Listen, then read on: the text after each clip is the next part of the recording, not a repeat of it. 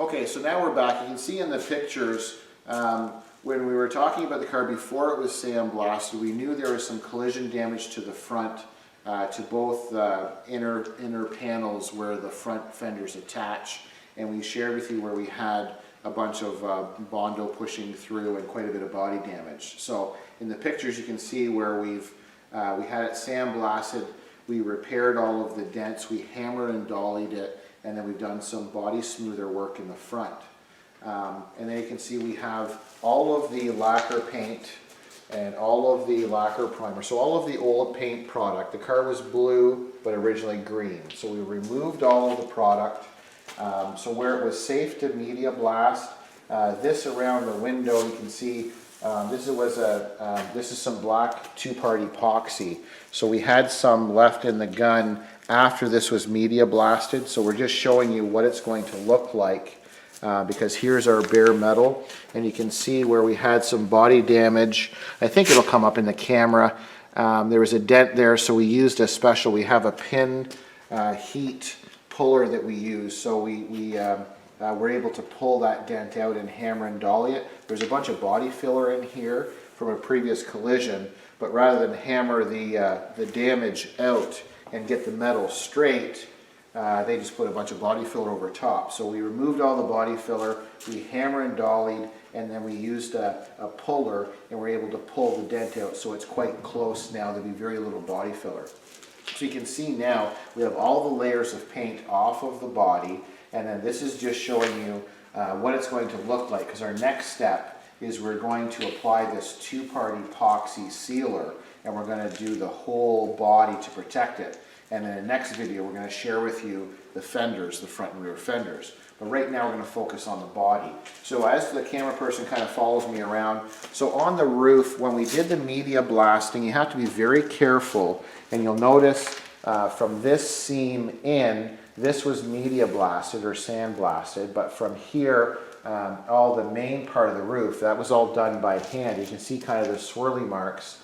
So that's from using sanders, hand sanders and sandpaper, because it would do too much damage to the roof and it would warp it.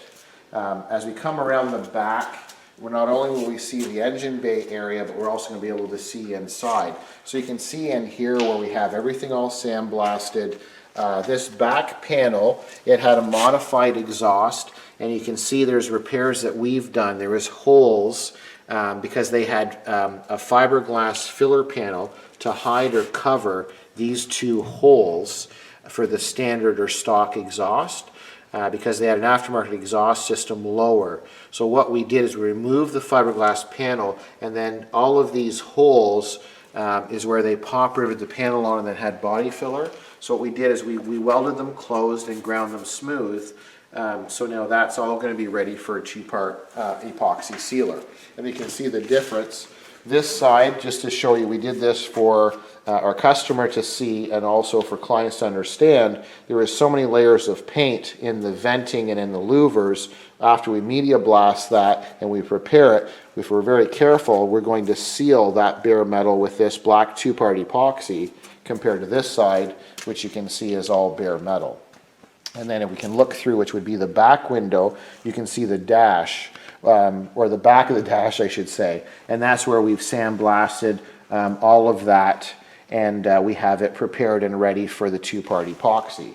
So as we come over to this side, this is our passenger rear of the body. And you can see, first of all, inside this wheel well, there was a bracket that was here and it was rusty, and all it does is hold a canister. There's a charcoal canister which was supposed to act as an anti-pollution kind of idea, and the bracket was rusted and holes through. So we removed the bracket, we made a patch, we welded all that and ground it smooth, and that's the only rust repair that we had inside this wheel well. And then you can see this hole right around the window frame and this quarter panel, same idea. We removed all the body filler that they had in here. There was some body damage in here. We hammered and dollied it. You probably won't be able to see it in the video camera, but it was pushed in a little bit. We hammered and dollied it so it's really close. And then once we put the two-part black epoxy, that'll seal it, and then we'll do some block sanding and continue. And then as we come along the front, you can, or sorry, the side passenger side door openings. Once again, you can see we media blasted all in the heater channels, the lower firewall. There was a couple of holes on the top sections of the heater channels, and we cut out the rotted steel. We welded new steel in and ground it smooth. So now everything is ready for two-part epoxy again. As we come along to the front, this is where we had quite a bit of damage. I like to call these the front triangle sections. So obviously our front fender bolts onto here. There was a lot of damage. You recall in the video they had a whole bunch of screw holes in there where they had tried to pull the dent out, and then they had a bunch of body filler on, and then when you looked on the inside, the body filler was squirting through all the holes. And then the little slideshow, you can see where in a couple of the pictures it showed all the body filler was gone. We used our hot pin puller with a slide hammer, and we used numerous pins to pull all the dents out. We hammered and dollied all the metal really close, and then we used this body smoother to get all of the ripples or imperfections out. So this will be receiving the two-part epoxy as the rest of the car. We dry fitted the fenders on 2 or 3 different times to make sure they fit properly and that we have the correct gaps. And then as we come around to the front nose of the car, you can see once again where we've media blasted everything in the inside area. This is where the spare tire lays in, and then our fuel tank sits up in that area. So we've done all the metal repairs that we need to do. There was a big dent here in the front that we hammer and dollied and repaired.